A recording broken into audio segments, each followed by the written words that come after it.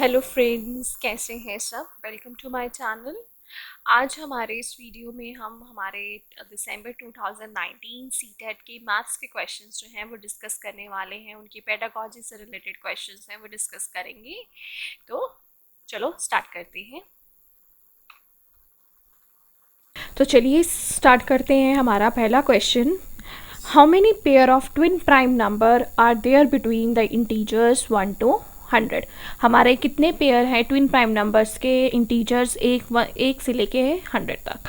तो सबसे पहले हमें क्या पता होना चाहिए कि हमारे ट्विन प्राइम्स क्या होते हैं। ट्विन प्राइम्स अगर हम बात करें तो हमारे ट्विन प्राइम्स क्या होते हैं, ये ऐसे प्राइम नंबर्स हैं whose difference is 2। ऐसे दो प्राइम नंबर्स जिनके बीच का डिफरेंस क्या हो 2। तो डैट मीन सबसे पहले हमें ट्विन प्राइम्स नंबर निकालने के लिए क्या पता होना चाहिए कि हमारे प्राइम नंबर्स कौन से हैं। 1 से 100 के बीच में हमारे प्राइम नंबर्स कौन से हैं। तो सबसे पहले हम उन नंबर्स की लिस्ट लिख लेते हैं जो हमारे प्राइम नंबर्स हैं। फिर उसमें देखेंगे कौन से ऐसे प्राइम नंबर्स हैं जिनके बीच का जो डिफरेंस है वो क्या है, हमारा 2 है। तो सबसे पहले हम हमारे लिख लेते हैं हमारे प्राइम नंबर कौन से हैं। 2, 3, 5, 7। आप सबको पता ही होगा हमारे प्राइम नंबर्स ऐसे नंबर्स हैं जिनके सिर्फ दो ही फैक्टर्स हों, द नंबर इटसेल्फ और दूसरा कौन सा 1, जो सिर्फ अपने टेबल पे आते हों और जिसका 1 के टेबल के उसके अलावा किसी और के टेबल में ना आते हों। ऐसे नंबर हमारे क्या होते हैं, प्राइम नंबर्स। तो पहले मैं लिख रही हूँ हमारे प्राइम नंबर्स कौन से हैं। इससे हमें इजी हो जाएगा देखना कि कौन से दो प्राइम नंबर्स हैं जिनका डिफरेंस क्या है 2। ऐसे पेयर्स हम निकाल लेंगे। तो सबसे पहले मैं लिख रही हूँ हमारे प्राइम नंबर्स। तो ये हमारे क्या हैं, ऐसे प्राइम नंबर्स हैं जो कि सिर्फ अपने ही टेबल पे आते हैं या फिर सिर्फ 1 पे आते हैं। हर एक नंबर जो है वो 1 के टेबल पे आता है। 1 is a factor of the every number, चाहे वो प्राइम नंबर है चाहे वो आपका कंपोजिट नंबर है, कैसा भी नंबर क्यों ना हो। तो सबसे पहले इसमें हमने क्या दे रखा है, हमें 1 से 100 के बीच में जो है वो क्या निकालने हैं, हमारे ट्विन प्राइम नंबर्स। तो देखिए ये मैंने लिख दिए हमारे सारे जो प्राइम नंबर्स हैं 1 से लेके 100 के बीच में। अब देखिए पहले दो नंबर्स हैं हमारा, अगर इन दोनों के बीच में डिफरेंस क्या है 1। सो ये हमारा ट्विन प्राइम नंबर पेयर नहीं होगा क्योंकि उनका डिफरेंस क्या होना चाहिए 2। नेक्स्ट देखिए 3 और 5 के बीच में डिफरेंस क्या है 2। तो ये क्या हो गया हमारा ट्विन प्राइम नंबर। तो हम इनके पेयर्स नोट कर लेते हैं। पहला पेयर कौन सा है, 3 और 5। फिर 5 और 7 में भी हमारा डिफरेंस क्या है 2 का। तो अगला पेयर हो जाएगा 5 और 7। 7 और 11 डिफरेंस ऑफ कितने का है 4। तो ये हमारा ट्विन प्राइम नंबर नहीं है। इस तरह से हम अगले ऐसे पेयर लिख लेते हैं जिनका डिफरेंस क्या है 2। So next pair will be 11 and 13, 17 and 19, 29 and 31, 41 and 43, 59 और 61, 71 और 73। बस ये हमारे पेयर्स हैं जिनका डिफरेंस क्या है 2। बाकी सब में किसी में 4 का डिफरेंस है, किसी में 6 का डिफरेंस है, तो सबका अलग अलग है। तो ये हमने पेयर्स निकाले। तो कितने पेयर्स हो गए हमारे, सो वी हैव 8 पेयर्स। किसके बीच में, 1 से लेके 100 के बीच में हमारे कितने पेयर्स हैं, 8 पेयर्स हैं। So the answer will be 4। So there are 8 twin pairs of prime numbers from 1 to 100। ठीक है, तो नेक्स्ट हम करते हैं हमारा, if 21168 is equal to 2 the power 8 into 3 the power 5 into 7 the power 6, where a and b and c are natural numbers। हमें एक expression दे रखा है, उसको एक्सपोनेंशियल फॉर्म्स में लिखा हुआ है और a और b c हमारे क्या है, नेचुरल नंबर्स हैं। Then what is the value of, expression दिया हुआ है उसकी आपको क्या निकालनी है, वैल्यू निकालनी है। तो आपको क्या दे रखा है कि जो आपका 2168 है वो किसके इक्वल है, 2 the power a into 3 the power b into 7 the power 6। तो बेसिकली इसने क्या किया हुआ है, अगर हम देखें तो इस नंबर को प्राइम फैक्टराइजेशन की हुई है। तो हम क्या कर देंगे, इसके हम क्या करेंगे, प्राइम फैक्टराइजेशन कर लेंगे। तो सबसे पहले आप इसका क्या निकालो, प्राइम फैक्टराइजेशन निकालो। मैं आपके लिए कर ही देती हूँ।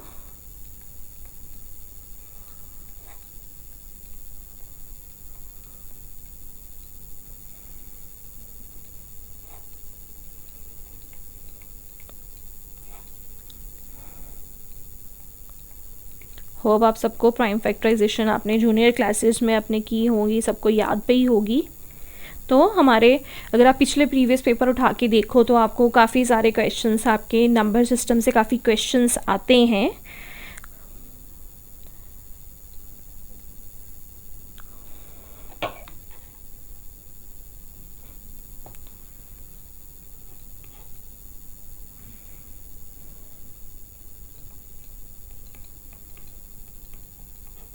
तो ये हमने उसकी फैक्टराइजेशन कर ली। तो यहाँ पे देखिए अब इसको हम कैसे लिख सकते हैं, 2 इंटू इनको हमने फैक्टराइजेशन की फॉर्म में लिख दिया, प्राइम फैक्टर्स की फॉर्म में लिख दिया।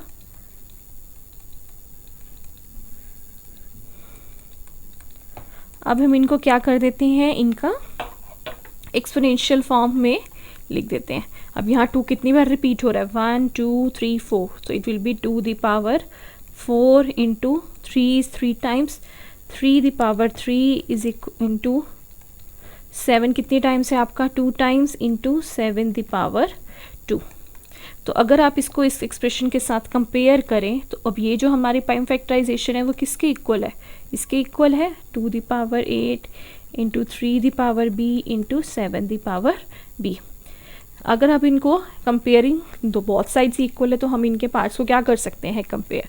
जब आप 2 द पावर 4 को 2 द पावर a की इक्वल रखेंगे, अब बेसिस क्या है इनके इक्वल, तो पावर्स भी क्या हो जाएंगी इक्वल, तो a किसकी इक्वल आ गया 4 के। अब यहाँ देखिए 3 the power 3 is equal to 3 the power b की इक्वल, बेसिस सेम तो पावर क्या हो जाएगी सेम, तो b क्या हो जाएगा 3। अब 7 the power 2 is equal to 7 the power c, basis हमारे क्या है सेम है तो पावर्स क्या हो जाएंगी हमारी इक्वल, तो c क्या आ गया 2। तो ये आ गई हमारी वैल्यू आ गई किसकी, a की, b की, c की। तो a किसकी इक्वल आ गया 4, b किसके इक्वल आ गया 3, c किसके इक्वल आ गया 2। अब आपको a b c की वैल्यू निकल गई, एक्सप्रेशन आपको दिया है हुआ, एक्सप्रेशन के बीच में वैल्यूज पुट कर दीजिए, 4a minus 5b plus c। तो क्या आ जाएगा 4 इंटू 4 माइनस 5 इंटू 3 प्लस 2, तो क्या आ गया 16 माइनस 15 प्लस 2। बोर्ड मास रूल लगाया तो आंसर क्या आ गया हमारा 3। तो हमने सॉल्व कर लिया तो हमें आंसर क्या आ गया 3। सो आंसर विल बी हमारा fourth option that is 3। Simply हमने क्या किया, इसके प्राइम फैक्टराइजेशन निकाली है, कंपैरिजन करके हमने इसकी क्या निकाली, ए बी और सी की वैल्यू निकाली, ए बी सी की वैल्यूज़ पता चल गई तो हमने एक्सप्रेशन में पुट किया और सीधा हमारा क्वेश्चन सॉल्व हो गया। ठीक है, so let's move to our third question, 33 question हमारा next question. Let x be the least which when divided by 8, 12, 20, 28, 35 leaves a remainder 5 in each case. What is the sum of the digits of x? वो क्या कह रहा है, x आपका एक least number है, सबसे हम कह सकते हैं लीस्ट मीन्स सबसे छोटा नंबर, इसके ऊपर उसकी बहुत इससे ऊपर बड़ी वैल्यूज़ भी हो सकती हैं, जिसको अगर हम डिवाइड करें 8, 12, 20, 28, 35 के साथ तो उसका रिमाइंडर क्या आएगा 5। तो उस सम ऑफ डिजिट्स निकालने हैं, वो जो नंबर है उनकी डिजिट्स का सम क्या होगा।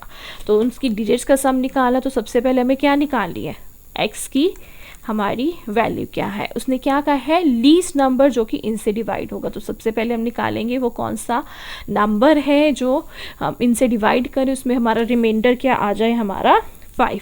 तो सबसे लीस्ट निकालने के लिए हमें पता है हम क्या निकालते हैं, एलसीएम निकालते हैं। तो ऐसा नंबर जो इनकी टेबल्स पे जाता तो वो हमका निकालेंगे उसका पहले एलसीएम।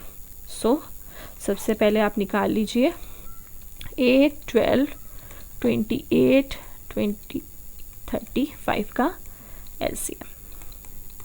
तो हम इसका पहले एलसीएम निकाल लेते हैं। लीस्ट मीन्स एलसीएम हमारा क्या होता है, सबसे लीस्ट कॉमन मल्टीपल।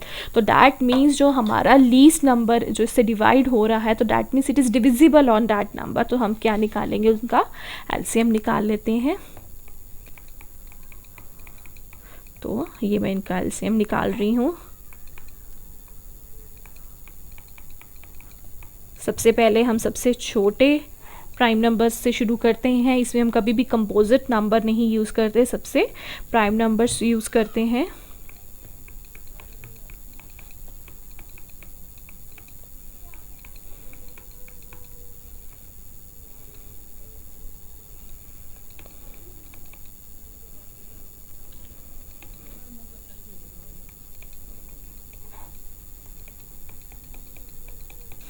तो हमें ये मिल जाएगा लीस्ट नंबर। तो ये लीस्ट नंबर किसके, इनका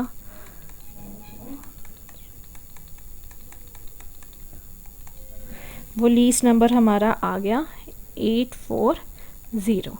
अब हमने क्या किया, हमने वो नंबर निकाल लिया जो इनसे डिविजिबल है, लेकिन वो क्या कह रहा है, वो क्या करे हर केस में 5 रिमाइंडर छोड़े। तो डैट मीन्स अब हमने वो नंबर तो इंक्लूड नहीं किया, लेकिन we have to leave that number. So हम क्या कर देंगे, जो हमने छोड़ा था उसको ऐड कर देंगे। सो डैट इज़ 845। तो आपका x क्या आ गया, 845। अब आपको क्या निकालना है, sum of digits of x। तो क्या कर देंगे, इन डिजिट्स का सम कर देंगे, 8 + 4 + 5, सो डैट इज़ 17। उनका डिजिट्स का सम क्या आ गया, 17। सो हमारा ऑप्शन क्या है, 4, that is 17। So move on to our next question. What number should be subtracted from each of the 50, 61, 92, 117 so that the numbers so obtained in this order are in proportion? क्या कह रहा है वो, आपको कुछ numbers they रखे हैं, उनमें से ऐसा क्या कितना नंबर जो है हम सब्ट्रैक्ट करें कि ये सारे नंबर्स किस में आ जाएं, आपके प्रपोर्शन में आ जाए। तो सबसे पहले आपको क्या पता होना चाहिए कि आपका प्रपोर्शन क्या होता है, नंबर्स प्रपोर्शन में कब होते हैं। सबसे पहले हमें क्या पता होना चाहिए, हमारे नंबर्स प्रपोर्शन में कब होते हैं।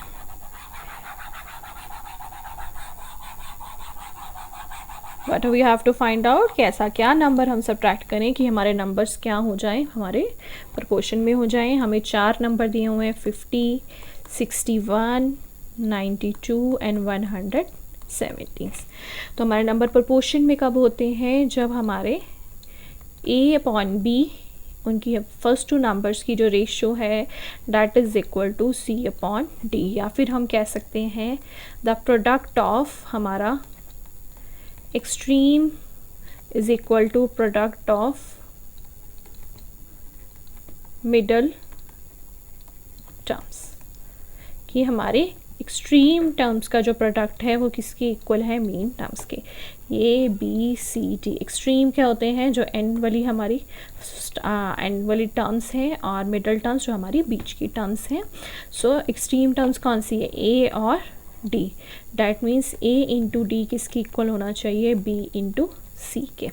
तो अब हमें क्या करना है कि इन नंबर्स को हमने क्या लाना है, प्रोपोर्शन में हो आ जाए, कि हम ऐसा नंबर, कौन सा ऐसा नंबर है जिसको हम इसमें से सब्ट्रैक्ट करें, कि इन सब में से सब्ट्रैक्ट करें कि नंबर हमारे किस में हो जाए, प्रोपोर्शन में हो जाए। तो डैट मीन्स लेट हमने वो नंबर मान लिया जिसको हम सब्ट्रैक्ट करेंगे, डैट इज़ x। उसको क्या करना है, हम इनको अगर उसमें से सब्ट्रैक्ट कर दें तो हमारे नंबर किस में आ जाएंगे, प्रोपोर्शन में आ जाएंगे। तो नंबर्स हमारे क्या है, 50 - x, 61 - x, 92 - x। मैंने उन सभी नंबर्स में से उस नंबर को क्या कर दिया, सब्ट्रैक्ट कर दिया। तो जब हम इसको सब्ट्रैक्ट करेंगे तो नंबर वो क्या कह रहा है कि इसमें आ जाएंगे, हमारे प्रोपोर्शन में आ जाएंगे। तो that means product of extremes terms किस में आ जाएगा, हमारा किसकी इक्वल आ जाएगा, प्रोडक्ट ऑफ मीन टर्म्स। तो ये अब आपकी इक्वेशन सिंपल इक्वेशन बन जाएगी। इस इक्वेशन को आप खोल लेंगे, इनके ब्रैकेट्स खोल लेंगे, तो क्या आ जाएगा हमारे पास, 5850 - 50x - 117x + x² 5612 - 92x - 61x + x²। इन दोनों इक्वेशंस को कंपेयर कर दीजिए, वेरिएबल्स एक साइड ले जाइए और हमारे कांस्टेंट्स आप एक साइड ले जाइए। तो मैं डायरेक्ट लिख रही हूँ कांस्टेंट्स और वेरिएबल्स को अलग करके। तो क्या आ जाएगा, 14x = 238। सो x की वैल्यू क्या आ जाएगी, 238/14। 14 दैट इज़ इक्वल टू 17। तो वो ऐसा कौन सा नंबर है, 17 नंबर है। अगर मैं इन सबको 17 उस नंबर को 17 को इन सब में से सब्ट्रैक्ट कर दूं तो मेरे ये जो टर्म्स हैं वो किस में आ जाएंगी, मेरी प्रोपोर्शन में आ जाएंगी। सो हमारा ऑप्शन क्या हो जाएगा 2, 17 हमारा ये रहा।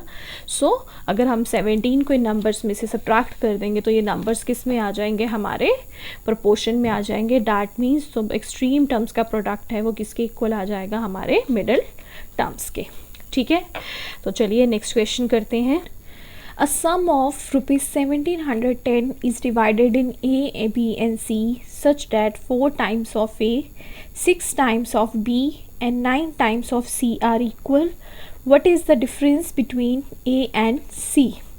अब हमें क्या करना है, एक हमें 1710 रुपीज़ का सम दिया हुआ है, 1710 रुपीज़ है, उसको हमने डिवाइड करना है ए, बी और सी के बीच में सच डैट उसको कंडीशन आपको दी है कि 4 टाइम्स ऑफ ए किसके इक्वल है, 6 times of B is equal to 9C। ये आपस में क्या है, हमारे इक्वल है। तो ए और सी के बीच की वैल्यू में डिफरेंस क्या होगा, तो उसके लिए हमें पहले क्या निकालनी पड़ेगी, ए और सी की वैल्यू, और जो टोटल सम है इनका वो किसके इक्वल है, 1710। तो एक कंडीशन आपको ये दे रखी है, एक कंडीशन आपको ये दे रखी है। अब यहाँ पे हमें 3 वेरिएबल्स हैं ए, बी और सी। तो हम क्या करेंगे, हम अपनी पूरी इक्वेशन को अगर एक ही वेरिएबल में ले आए तो हम सिंपल इस वेरिएबल की वैल्यू निकाल सकते हैं। और यहाँ पे हमें वेरिएबल्स के बीच में उनका रिलेशन दिया हुआ है कि 4a is equal to 6b है, 4a 9c के भी इक्वल है, 6b 9c के इक्वल है। तो इसको यूज़ करके हम रिमेनिंग वेरिएबल्स की वैल्यू निकाल लेते हैं। अब मैं क्या करती हूँ, अपनी पूरी इक्वेशन को b में चेंज कर देती हूँ। 4a किसके इक्वल है, 6b के। तो 2a किसके इक्वल है, 3b के। तो a की वैल्यू क्या आ गई मेरी, 3b/2। मैंने a को b के टर्म्स में निकाल लिया। इसी तरह से 6b किसके इक्वल है, 9c के। मैंने c की वैल्यू निकाल ली, उसको मैं लेफ्ट हैंड साइड ले आई, 9c is equal to 6b। तो c किसके इक्वल है, 6b/9, 2b/3। तो यहाँ मैंने a और c की वैल्यू किसके टर्म्स में निकाल ली, b के टर्म्स में। तो इन सबको मैं कहाँ पुट कर दूँगी, हमारे पास कंडीशन क्या है, a + b + c किसके इक्वल है, 1710। तो इनकी वैल्यूज़ पुट कर दीजिए, +b + 2b/3 is equal to 1710। अब इनका एलसीएम ले लेते हैं। 2 और 3 का एलसीएम हमारा क्या आ जाएगा, 6। तो इसको सॉल्व कर लेते हैं। 9b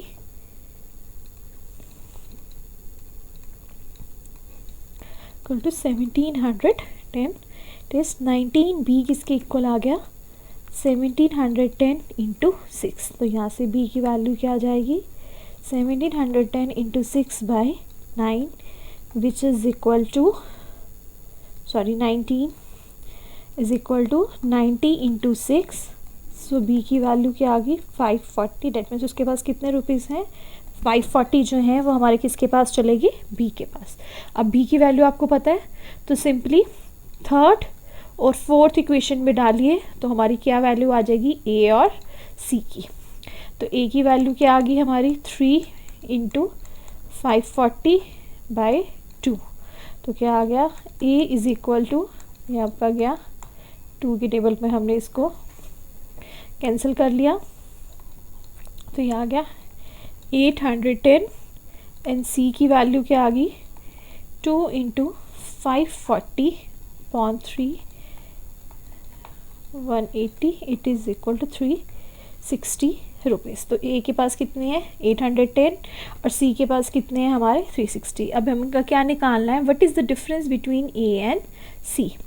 तो a minus c that is 810 minus 360। So a minus c किसके इक्वल आ गया आपका, 450 रुपीज़। तो उनमें कितना डिफरेंस है, 450। So answer will be our second option 450। तो हमारा ऑप्शन क्या है, 2 rupees 450। So move on to our next question. The number of fruits in baskets A and B are in the ratio 7:9. हमें कोई फ्रूट्स की baskets में या baskets हैं, इन द बास्केट्स ए और बी, उनमें फ्रूट्स की रेशियो क्या दी हुई है आपको 7:9। If the 6 fruits are taken out from A and put in B, हमने क्या किए 6 फ्रूट्स निकाले ए में से और उसको हमने पुट कर दिया बी में, देन दिस रेशियो बिकम्स 1:3। तो न्यू रेशियो हमारी क्या आ गई 1:3। The total number of fruits in A and B is, तो total number of fruits A और बी में क्या होंगे। तो हमें यहाँ पे क्या दिया हुआ है कि 2 बास्केट्स हैं ए और बी में, उसमें कुछ हमारे फ्रूट्स हैं और उनकी रेशियो क्या दी हुई है आपको 7:9। हमने क्या किया ए बास्केट में से 6 फ्रूट्स निकाले और उसको पुट कर दिया बी बास्केट में, तो रेशियो बन गई 1:3।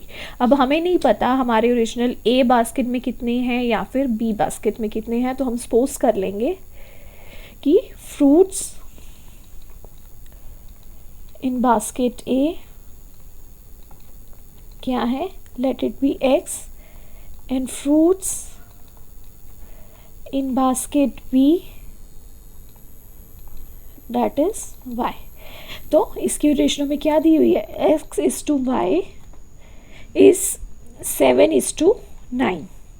उनकी रेशियो हमें दी हुई है 7:9। अब वो क्या कह रहे हैं, अगर हमने ए बास्केट में से 6 फ्रूट्स निकाले और उसको पुट कर दिया बी बास्केट में, तो डैट मीन्स यहाँ कितने हमारे रह गए 6 इसमें निकाले और इसमें हमने क्या कर दिया 6 ऐड इसमें डाल दिए, तो ये क्या हो जाएगा y+6। तो न्यू रेशियो हमारी कितनी बन गई 1:3। तो ये हमारे पास 2 कंडीशंस आ गई। पहली क्या थी x/y क्या है आपका 7:9 first condition, then x upon y+6 क्या है आपकी न्यू रेशियो 1:3।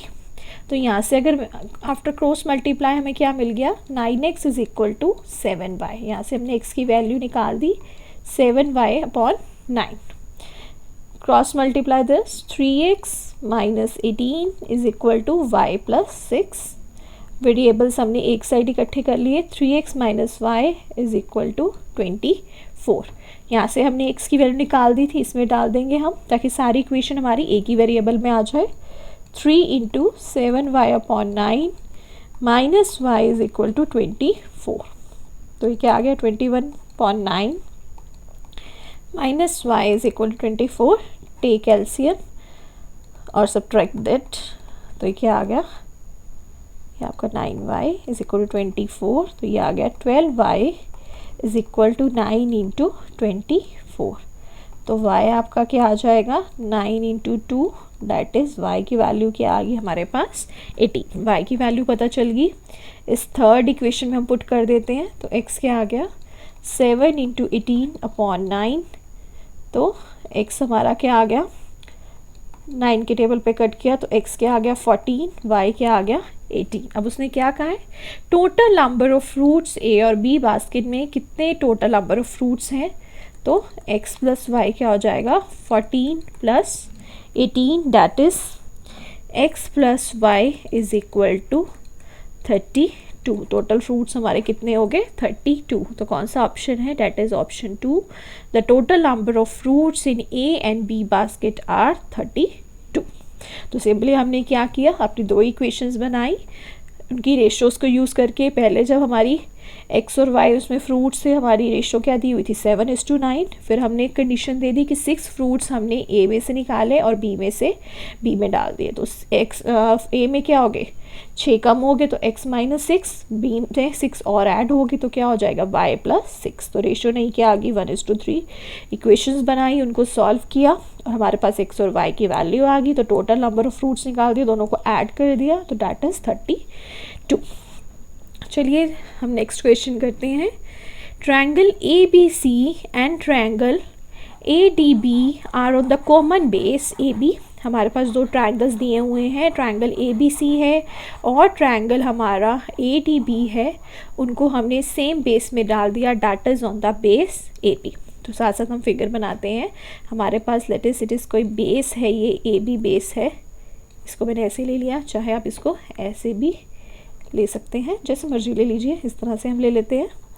इट इज़ अब AB दो ट्राइंगल्स हैं, triangle A B C and the triangle A D B which are on the same base A B and on the same side of A B की ही same side पे हमारे पास दो triangles हैं, मतलब that means इसी side पे हमारे पास D A is perpendicular to A B and C B is perpendicular to A B.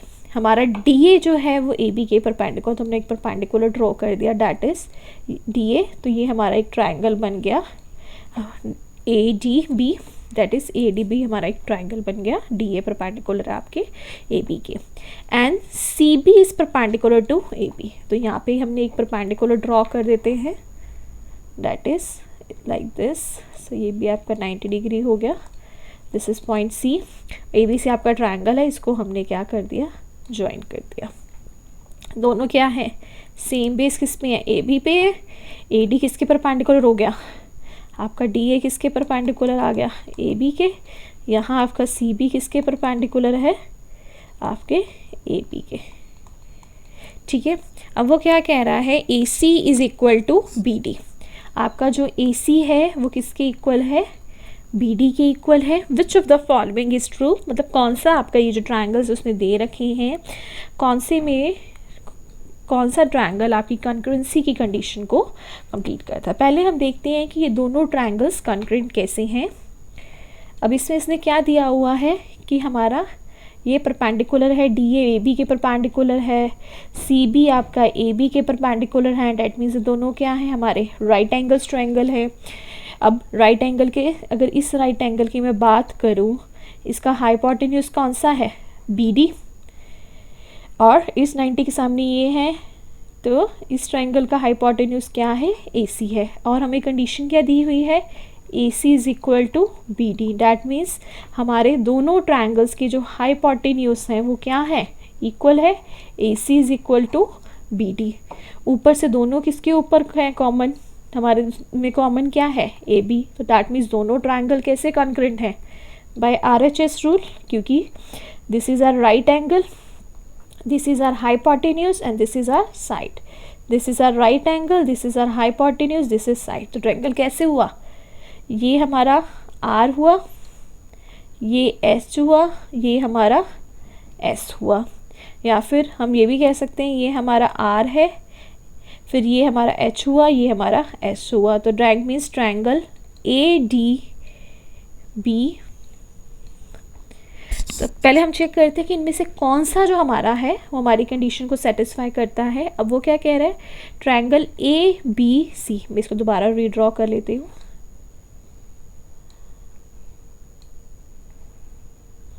This is your D, this is your A, this is your B, this is C. अब हम इनमें conditions देखें उसने कैसे किया, तो हम देखते हैं हमारी इनमें से कौन सी जो कंडीशन है हमारे इनकी कन्वेंसी को सेटिस्फाई करती है। अगर मैं अपनी पहली कंडीशन देखूं कि A B C concurrent to A B D, क्या ये पॉसिबल है, A B C, A B चलो ठीक है हमारे इक्वल है, दोनों में सेम बेस है। B C is equal to B D, B C is not equal to B D, हमारे इक्वल कौन से हैं, बी डी और ए सी, तो ये भी कंडीशन नहीं है इसमें।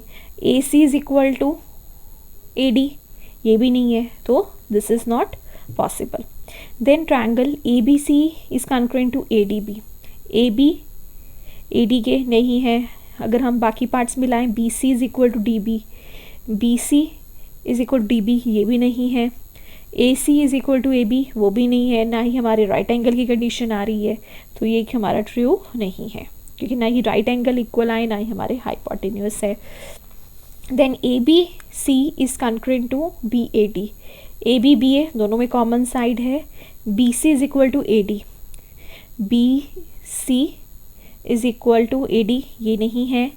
A C is equal to B D, A C is equal to B D, hypotenuse आ गए। और हमारे एक एंगल, अगर बीच में एंगल की बात करें बी और ए, डैट इज़ 90 है, तो that means our third condition is satisfy. So triangle A B C is concurrent to triangle BDA. So the option will be third. So move on to next question.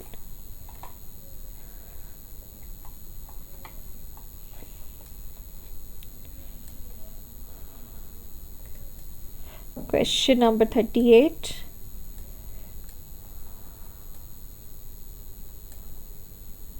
The sides of 4 triangles are given below. हमें कोई 4 triangles की side दी हुई हैं. We have to prove which of them forms a right triangle. कि कौन में से ऐसा, इनमें से कौन सा ट्रायंगल है जो हमारी राइट ट्रायंगल की कंडीशन को प्रूव करता है. अब हमारे राइट एंगल की कंडीशन क्या कहती है? Hypotenuse is equal to base का स्क्वायर प्लस परपेंडिकुलर का स्क्वायर, जो हमारी पाइथागोरस थ्योरम से अगर हम बात करें तो वो क्या कहती है? हाइपोटेन्यूज का जो स्क्वायर है वो किसके इक्वल है? बेस और परपेंडिकुलर्स के स्क्वायर के सम के इक्वल है. अगर मैं आपको यहाँ ट्रायंगल ड्रॉ करूँ तो यहाँ पे अगर हम देखेंगे कोई ए बी सी हमारा ट्रायंगल है, इसमें सबसे लॉन्गर साइड कौन सी है? हमारी हाइपोटेन्यूज से. तो डैट मीन्स इसमें हमें पता चल जाएगी इन ट्रायंगल्स में देखें जो सबसे, जिस साइड की वैल्यू जो सबसे लार्जेस्ट साइड है वो हमारी कौन सी है? हाइपोटेन्यूज है. जैसे फर्स्ट ऑप्शन में अगर हम देखें 20 सेंटीमीटर, 22 सेंटीमीटर एंड 24 सेंटीमीटर. तो 24 सेंटीमीटर हमारा क्या है? हाइपोटेन्यूज है.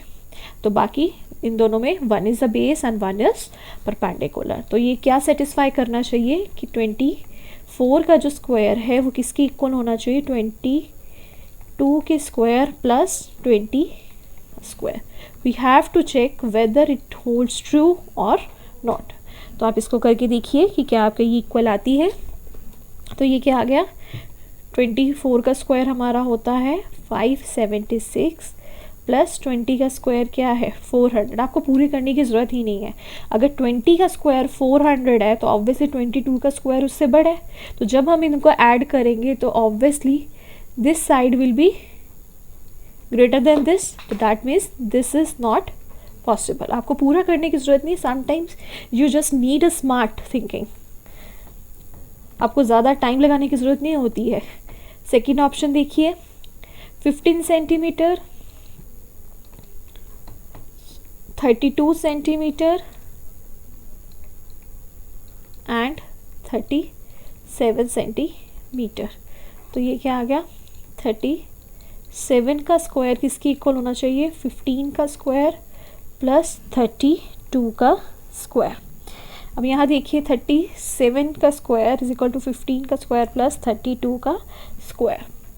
अब ये कितना आएगा? 225 एंड प्लस 32 का स्क्वायर हम निकाल लेते हैं. 32 का स्क्वायर सिंपली हम निकाल लेते हैं 64, 6 and 9. So it becomes 1024 which is equal to 94124 और हमारा 13 का स्क्वायर होता है 1369. So that means it is not. तो ये दोनों आपस में क्या है? इक्वल नहीं है. So this triangle is also not possible. Third देखते हैं 11 सेंटीमीटर, 60 सेंटीमीटर, 61 सेंटीमीटर. सबसे लॉन्गेस्ट साइज कौन सी है हमारी? This one. सो 61 का स्क्वायर 60 के स्क्वायर प्लस स्क्वायर के क्या होना चाहिए? इक्वल. तो राइट हैंड साइड सॉल्व की मैंने पहले. तो ये क्या आ गया? 3721. 61 का स्क्वायर निकालो. इसको मैं कैसे लिख सकती हूँ? 60 प्लस 1 का स्क्वायर, ज़्यादा हमने टाइम क्यों लगाना? 3600 प्लस 1 प्लस 120. तो ये क्या आ गया आपका? 360, 100 प्लस 121. सो बोथ आर आपके इक्वल. सो कौन सी कंडीशन सेटिस्फाई कर रही है कि हमारे ट्रायंगल की साइड क्या होंगी? 11, 60 और 61 होंगी. तो ये ऐसा ट्रायंगल बनाएगा हमारा right angle triangle. So option will be third. Next, the angles of a quadrilateral are in the ratio 3, 5, 7, 9. एक क्वाड्रिलेटर है, उसकी साइड्स की जो रेशो दे रखी है, उसके एंगल्स का जो रेशो दे रखा है that is 3:5:7:9. What is the difference between the least and the greatest angle? तो सबसे पहले हम मान लेते हैं. अब हमें सबसे पहले क्या पता होना चाहिए अगर हमने डिफरेंस निकालना है? हमारा लीस्ट एंगल क्या होगा और हमारा सबसे ग्रेटेस्ट एंगल क्या होगा. लेकिन हमें यहाँ पे क्या दी हुई है? उन एंगल्स की रेशो. तो लेटेस्ट मैं मान लेती हूँ जो मेरा एंगल है डेट इज़ क्या है? वो मेरा x है. So let angle be x. तो उनकी जो रेशियो है वो क्या है, तो मेरे एंगल्स क्या हो जाएंगे, 3x 5x 7x 9x इस रेशो में है। मैंने लेट एंगल मान लिया कि वो क्या है, 3 5 7 है और 9। तो अब हमें पता है कि हमारे जो क्वाड्रिलेटर की जो ये 4 एंगल्स हैं इनका सम किसके इक्वल होता है, that is equal to 360 degree. तो ये क्या आ जाएगा, 3x plus 5x plus 7x plus 9x किसके इक्वल आ जाएगा, 360 डिग्री के। तो ये किसके इक्वल हो गया आपका, 24x is equal to 360 degree. तो आपकी x की वैल्यू क्या आ जाएगी, डैट इज़ 15 डिग्री। x की वैल्यू पता चल गई, इनमें पुट कीजिए तो आपके सारे एंगल्स आ जाएंगे। That is 3x is equal to क्या आ गया, 45, इसी में पुट किया हमने 75, देन 105 डिग्री, इनके साथ डिग्रीज भी लगाएंगे हम, एंड 135 डिग्री। तो इसमें से सबसे हमें किसका डिफरेंस निकालना है, ग्रेटेस्ट एंगल और हमारे लीस्ट एंगल का। सबसे ग्रेटेस्ट एंगल हमारा कौन सा है, 135, और सबसे लीस्ट कौन सा है, 45। तो क्या हो जाएगा इनका difference, 135 minus 45, so that is 90 degree. तो जो हम दोनों का डिफरेंस है that is equal to 90, that is fourth option, that is 90 degree. The next question is, the perimeter of triangle is for 12 centimeter. If all the three sides have a length in centimeter in integers, then how many different triangles are possible? आपका कोई triangle है, उसकी आपको perimeter क्या दिया हुआ है, 12। अब ट्रायंगल की हमारी कितनी साइड्स होती हैं, A C। पैरामीटर क्या होता है, इसकी आपकी बाउंड्री की लेंथ। तो वो किसके इक्वल दे रखी है, A plus B C is equal to 12 centimetre. If all the three sides have a length in centimeters in integers, that means कोई फ्रैक्शनल पार्ट नहीं है, इंटीजर्स में है, सिंपली वो होल्स हैं। तो ऐसे कितने हम एंगल्स ट्रायंगल्स हम बना सकते हैं जिनका पैरामीटर क्या हो, 12 हो। तो सबसे पहले मैं मान लेती हूँ कि तीनों की साइड्स अगर मैं 4 4 4 लूँ तो इसका पैरामीटर क्या आ जाएगा, 12 आ जाएगा। तीनों को मैंने इक्वल रख दिया, डैट इज़ 4 4 4, तो इसका सम क्या आ गया, 12। तो एक ऐसा हम ट्रायंगल कौन सा बना सकते हैं, 4 4 4। अब हमें बाकी देखनी पड़ेंगी, ऐसे तो हम कितने भी कॉम्बिनेशंस बना सकते हैं कि इसको हम बढ़ाते जाएं, एक की इंक्रीज़ करते जाएं, दूसरे की डिक्रीज़ करते जाएं, ऐसे तो कितने भी सारे कॉम्बिनेशंस बन जाते हैं। लेकिन हमारे ट्रायंगल की कंडीशन है एक, हमारा ट्रायंगल का पॉसिबल होता है the length of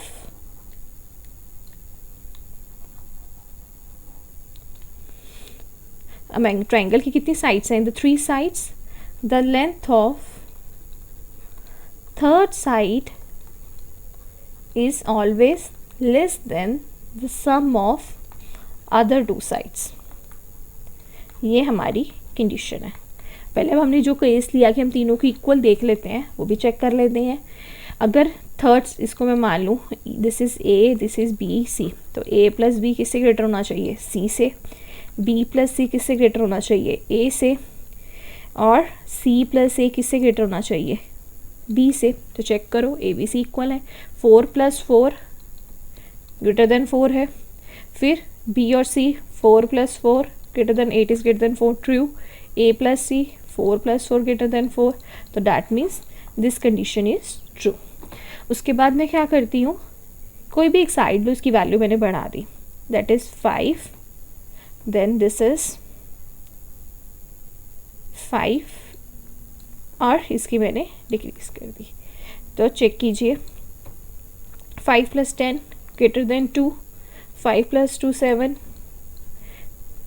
is greater than 2, 5 plus 2 7 greater than 5, so this is also triangle is possible कि हम साइड क्या ले लें, 5 5 एंड 2। अगर हम थर्ड क्या करते हैं, मैंने एक की बढ़ा दी, एक की उतनी रहने दी और एक की उतने से कम कर दी। तो 4 plus 5 9 greater than 3, 5 plus 3 8 greater than 4, 4 plus 3 7 greater than 5. So that means this is also possible, 4 5 and 3. अब इसके बाद मैं क्या करती हूँ कि मैं दोनों की, अब हमने यहाँ क्या किया था, एक एक से बढ़ाई और एक की उतने से ही मैंने कम कर दी. इधर मैं बढ़ा देती हूँ और बढ़ा देती हूँ, अगले को ले लिया 4 विद 2. इसकी 2 स्टेप से बढ़ा दी तो मैंने एक की कम कर दी और एक की 2 से कम कर दी. तो चेक कीजिए, 10 is greater than 2, 4 plus 2 6 greater than 6, no that are equal, so this is not possible. तो इस तरह से मैं अगर 7 5 0 तो नहीं हो सकती, 5 5 2 वही आपका फिर से आ गया, तो 6 5 1 लेके देख सकते हैं हम कि हमारा अगर 6 4 2 से ही नहीं आ रही है तो ऑब्वियसली उसके मैं अगर इसको बढ़ाऊंगी और इसको और कम करूंगी तो वो ट्राइंगल्स भी हमारे पॉसिबल नहीं है. तो सिर्फ हमारे पास पॉसिबल ट्राइंगल्स के कॉम्बिनेशंस कितने हुए, 1 2 3. मैंने इक्वल से तभी मैंने फर्स्ट केस इक्वल लिया और बाकियों को उतने ही अमाउंट से एक को इंक्रीज़ करती जा रही, दूसरे से डिक्रीज़, ताकि हम ईजिली जो है हम अपनी वैल्यूज़ निकाल सकें. तो कितने डिफरेंट ट्राइंगल्स पॉसिबल हैं, that are only 3 triangles are possible. So move on to the next question.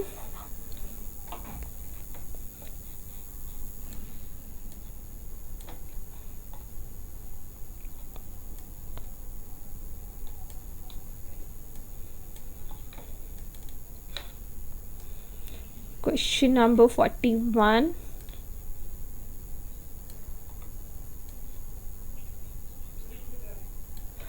A godown is in the shape of length, breadth and height. इसकी हमें dimensions दे रखी हैं, whose length, breadth and height are 56 meter, 42 meter and the 10 meter.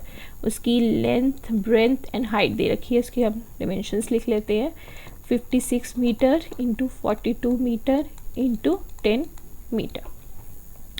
How many cuboidal boxes, each measuring 2.8 meter into 2.5 meter into 70 meter, can be stored in the godown? एक godown है जिसकी shape क्या है, cuboid की shape है. For example एक बड़ा godown है, उसमें आपको इसी से आपका एक क्यूबाइड है जिसकी एक शेप आपको डिमेंशंस आपको दे रखी हैं, उसमें हमने छोटे छोटे जो हैं क्यूबाइड्स और रखने हैं. तो उसकी एक आपकी क्यूबाइडल बॉक्स की डिमेंशंस दे रखी हैं 2.8 metre into 2.5 metre into 70 centimetre. तो हमें निकालने हैं कि ऐसे हम कितने क्यूबाइड्स जो हैं इसमें डाल सकते हैं. तो अगर मैं देखूं पूरा वॉल्यूम ऑफ क्यूबाइड, अगर बड़े की बात करें वॉल्यूम ऑफ गोडाउन, वो किसके इक्वल है, एक उसमें क्या है हमारे छोटे छोटे क्यूबाइड्स हैं, एक उनका वॉल्यूम के equal volume of cuboidal box. अब ऐसे कितनी बॉक्सेस हैं, late it B n boxes into n. अब इन n क्यूबाइड्स को मिला के, इनका जो वॉल्यूम को मिला के किसके इक्वल है, गोडाउन के वॉल्यूम के इक्वल. तो हमारी कंडीशन बना ली कि मेरे गोडाउन का वॉल्यूम कितने के इक्वल है, एंड जितने भी क्यूबाइड्स हैं उनके वॉल्यूम को मिला के उसके वॉल्यूम के इक्वल है मेरे गोडाउन का वॉल्यूम. तो n किसके इक्वल हो जाएगा, वॉल्यूम ऑफ गोडाउन जिसमें हम अपनी क्वांटिटी डाल रहे हैं अपॉन वॉल्यूम ऑफ सिंगल जो भी आपका क्या है बॉक्स है. तो वो n की वैल्यू क्या आ जाएगी, 56 into 42 into 10 metre upon 2.8 into 2.5. अब यहाँ पे जो आपका 70 है that is in centimetres, we have to change it in metre. तो क्या आ जाएगा 70 अपॉन 100 दैट इज़ 0.7 मीटर. तो इंटू 0.7 मीटर्स. इनके अगर हम डेसिमल्स हटाएंगे तो ये सारे कहाँ चले जाएंगे, आपके ऊपर चले जाएंगे. तो इनको हम सॉल्व करेंगे तो 28 2s था, 7 6 था, 25 4. तो ये क्या आ गया आपके n किसकी इक्वल है, आपका 2400. तो that means the answer will B first कि उसमें हम कितने क्यूबाइडल बॉक्सेस डाल सकते हैं, 2400 क्यूबाइडल सोर्सेज को हम अपने गोडाउन में स्टोर कर सकते हैं. Move to the next question. The circumference of the base of the right cylinder, circular cylinder is 528 centimeter and its height is 2 meter. कोई एक हमारे पास राइट सर्कुलर सिलेंडर है, ये कोई राइट सर्कुलर सिलेंडर है हमारा, इसकी जो आपका सरकमफ्रेंस है, इसकी आपकी जो circumference of the base of the, इसकी जो आपकी सरकमफ्रेंस है 2 pi r, that is equal to the 528 centimetre, और इसकी हाइट जो है आपकी कितनी दे रखी है, दैट इज 2 मीटर. तो आपको क्या निकालना है, इसका वॉल्यूम. अब आपको सर्कमफ्रेंस दी हुई है, यहाँ से हम रेडियस निकाल सकते हैं. रेडियस विल बी 528/2 पाई. तो यहाँ से आप पाई की वैल्यू पुट कीजिए तो हमारा आर निकल जाएगा. पाई की वैल्यू पुट करते हैं हम तो हमारा आर आ जाएगा 84 सेंटीमीटर. अब हाइट कितनी दी है मीटर्स में, तो आर को भी हम मीटर्स में चेंज कर लेते हैं, तो क्या आ जाएगा 0.84 मीटर.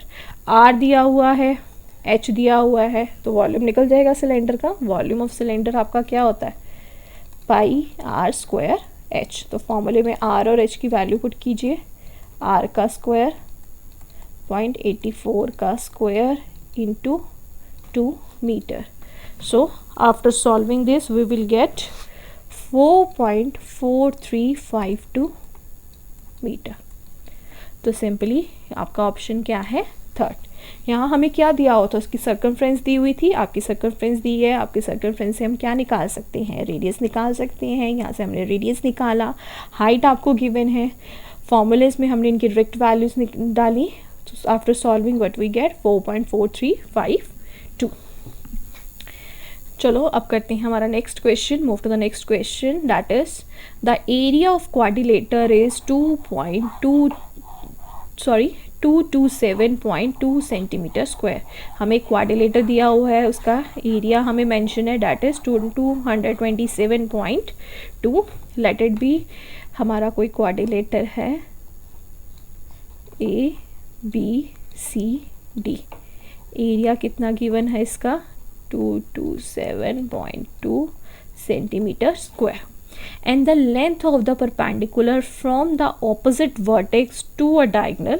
opposite vertex से जो अगर हम perpendicular diagonal पे गिरे तो उनकी लेंथ क्या है 7.2 और 8.8 सेंटीमीटर. तो हमारे diagonal की लेंथ क्या होगी. फॉर एग्जाम्पल अगर मैंने एक diagonal मान लिया तो इसके opposite vertexes से हमने diagonal पे perpendiculars गिरे. एक diagonal ये आ गया फॉर एग्जाम्पल AM, एक diagonal मेरा ये आ गया दैट इज N. तो इनकी डायगोनल्स की लेंथ कितनी है 7.2 and 8.8 centimetre. That means AM किसके इक्वल है 7.2 सेंटीमीटर के, और हमारा CN किसके इक्वल है 8.8 सेंटीमीटर के. तो हमारे डायगोनल की लेंथ दैट मीन्स PD क्या होगा. अगर मैं बात करूँ तो हमारा क्वाड्रिलेटर किससे बना है, दो ट्रायंगल से, ट्रायंगल 1 एंड ट्रायंगल 2. अगर मैं ट्रायंगल की बात करूं, दिस इज अगर एरिया ऑफ जो क्वाड्रिलेटर है वो किससे बना है, हमारे दो ट्रायंगल्स,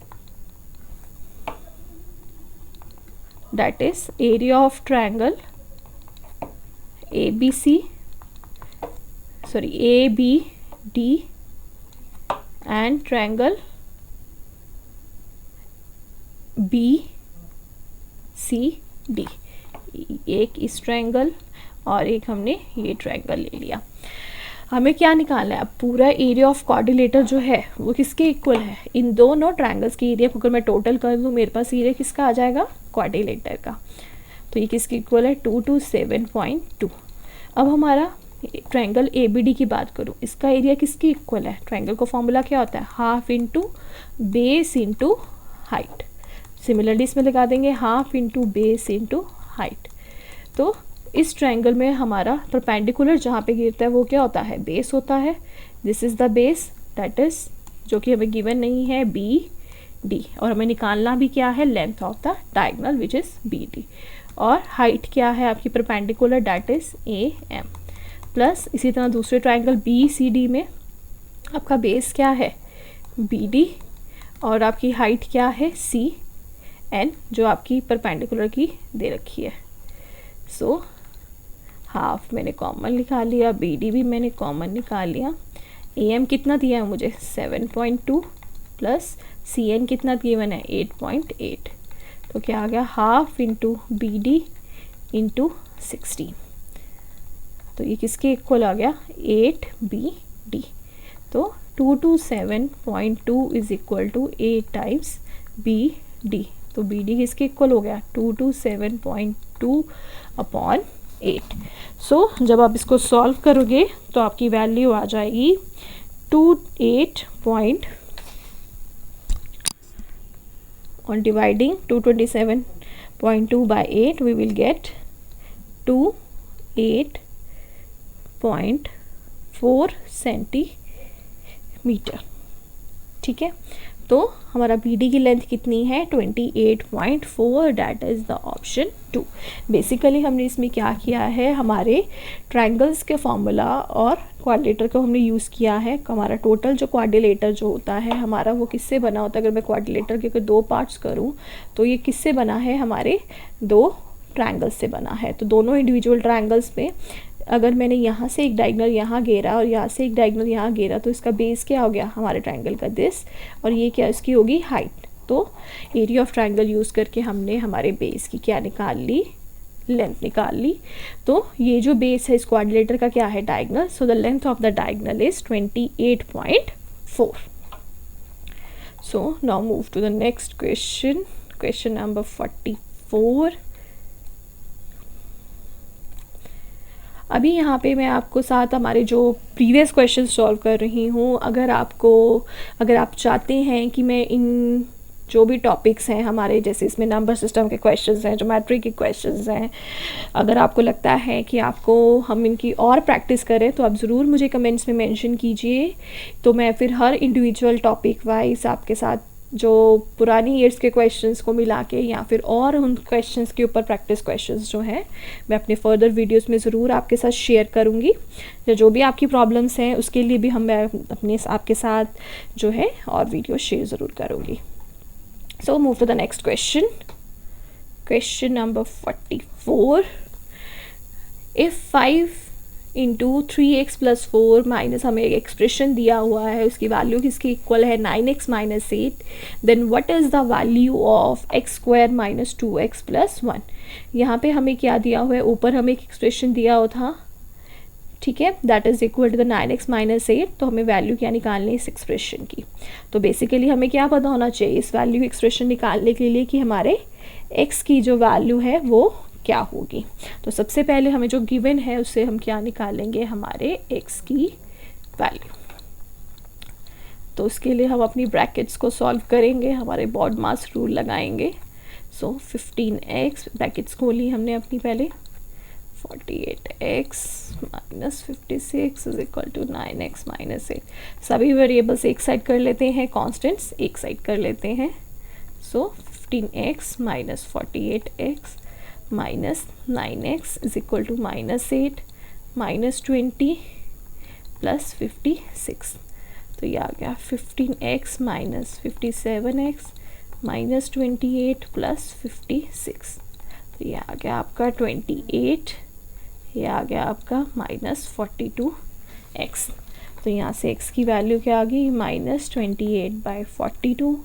तो ये आ गया आपका x is equal to minus 4/6। इसको और सिंप्लीफाई करेंगे तो x क्या आ गया माइनस 2/3।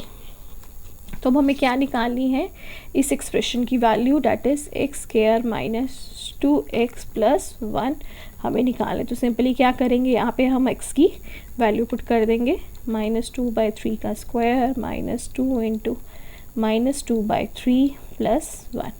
तो क्या आ गया 4/9 प्लस 4/3 प्लस 1। तो सिंपली हम इनका एलसीएम ले लेंगे।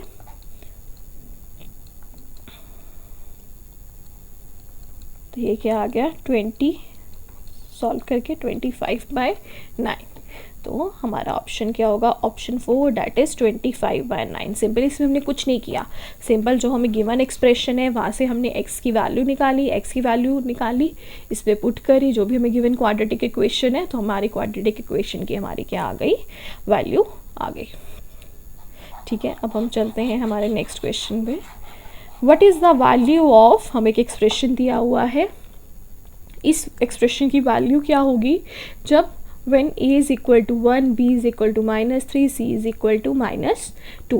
जब आपको a b c की वैल्यूज़ दी हुई हैं तो आपकी इस एक्सप्रेशन की वैल्यू क्या होगी, कुछ नहीं करता, जो भी आपको a b c की वैल्यू दी हुई है सिंपली आप अपने एक्सप्रेशन में डालिए।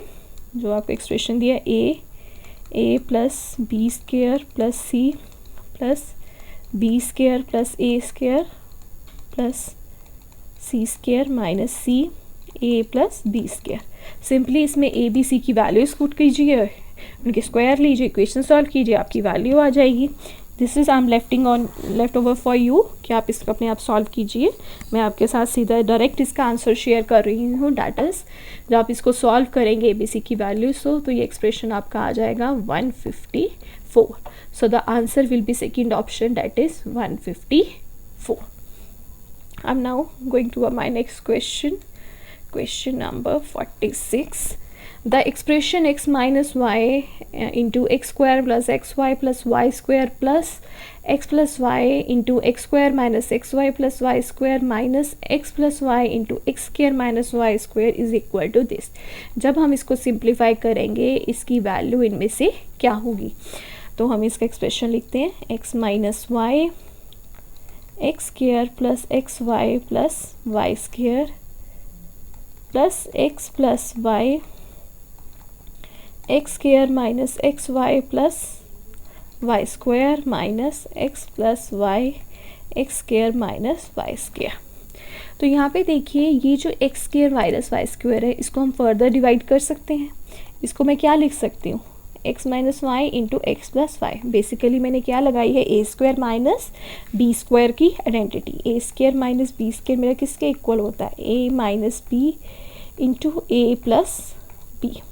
तो यहाँ ए बी की जगह क्या है, एक्स वाई है, तो ये क्या आ जाएगा, x minus y into x plus y.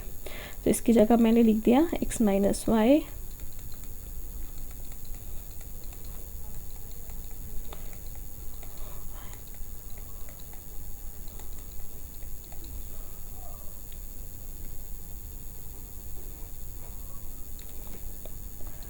Minus x plus Y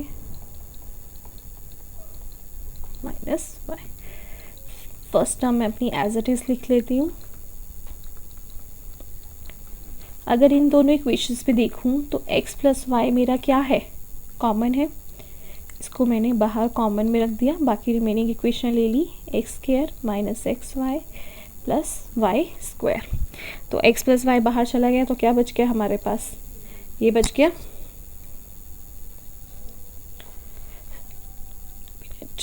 इसको थोड़ा सा हम और इजी फॉर्म में करते हैं।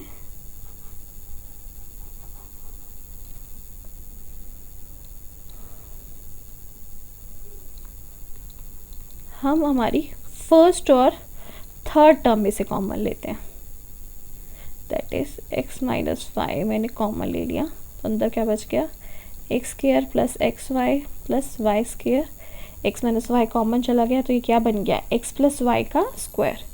तो क्या आ गया, इसके बीच में क्या है हमारा माइनस साइन, तो यहाँ क्या आ जाएगा माइनस। तो ये क्या है, एक्स प्लस वाई का स्क्वायर, तो मैं इसका एक्स प्लस वाई का स्क्वायर खोल देती हूँ, x square plus y square plus 2x y. मैंने फर्स्ट और थर्ड टर्म क्यों ली, बिकॉज इसमें माइनस दिया है तो कुछ टर्म्स हमारी कंपनसेट होके कैंसिल आउट हो जाएगी, सो ईज़िली हम इसको एक्सप्रेशन को अपने सॉल्व कर सकते हैं। तो हमने अपनी सेकेंड रिमेनिंग टर्म्स बची हुई लिख दी। तो ये क्या आ गया, एक्स माइनस वाई। तो जब हम ब्रैकेट्स के बाद माइनस खोलेंगे इन सब के जो साइन है वो क्या हो जाएंगे, चेंज। तो ये क्या हो गया, minus x square minus y square minus 2x y plus x plus y x square minus x y plus y square. तो एक्स स्क्वायर से हमारा एक्स स्क्वायर कैंसिल हो गया, हमारा वाई स्क्वायर से वाई स्क्वायर कैंसिल हो गया, तो क्या बच गया हमारे पास माइनस एक्स वाई प्लस, अब हमारा क्या रह गया यहाँ पे x plus y x square minus x y plus y square. तो यहाँ देखिए इसको मैंने कर दिया, ये क्या आ गया हमारा x minus y minus x y, open कर ली brackets, minus x square y plus x y square plus x plus y x square minus x y plus y square. अब हम अपनी ये ब्रैकेट्स भी खोल लेते हैं, तो क्या आ गया x cube minus x square y plus x y square plus y x square minus x y square plus y cube. अब जो टर्म्स कैंसिल आउट हो रही है उनको कैंसिल आउट कर देते हैं, एक्स वाई स्क्वायर से कैंसिल है हमारा, ये हमारा इससे कैंसिल हो गया, तो क्या बचा हमारे पास x cube plus y cube minus x square y plus x y square. अब हम इसमें क्या कर सकते हैं, यहाँ पे एक्स वाई कॉमन निकाल सकते हैं, मैंने प्लस एक्स वाई कॉमन, जब मैंने एक्स वाई कॉमन निकाल लिया तो यहाँ क्या बचा माइनस एक्स प्लस वाई, तो क्या आ गई मेरे पास रिड्यूस करके x cube plus y cube plus x y minus x plus y. तो देखिए कौन सी टर्म है, x cube plus y cube plus x y y minus x, इसको आप ऐसे भी लिख सकते हैं x y y minus x. तो the option will be third x cube plus y cube plus x y into y minus x. इसमें just हमने कुछ नहीं किया, टर्म्स का हमारे रीअरेंजमेंट किया है, ब्रैकेट्स को ओपन किया, जो टर्म्स रिड्यूस हो रही तो उनको रिड्यूस किया और उनको कॉमन लेके उनको सिंप्लीफाई करके हमने हमारे एक्सप्रेशन को क्या कर दिया रिड्यूस कर दिया। So move to the next question, the question number 47, what is the mean of median mode and range for the data given below।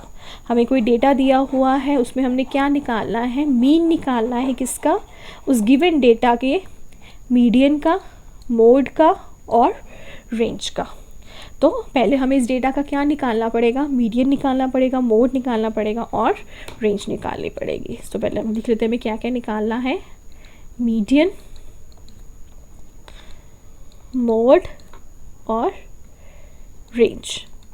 अब सबसे पहले हमें क्या पता होना चाहिए, मीडियन क्या है, मोड क्या है और रेंज क्या है। मीडियन हमारी क्या होती है, हमारे डेटा की जो मीडियन मीन्स मिडल, मीन्स जो भी हमारी मिडल टर्म है that is called as the median. Mode क्या होती है, जो सबसे मैक्सिमम टाइम्स रिपीट कर रही है, repeating maximum time repeating term जो है that is called as the mode.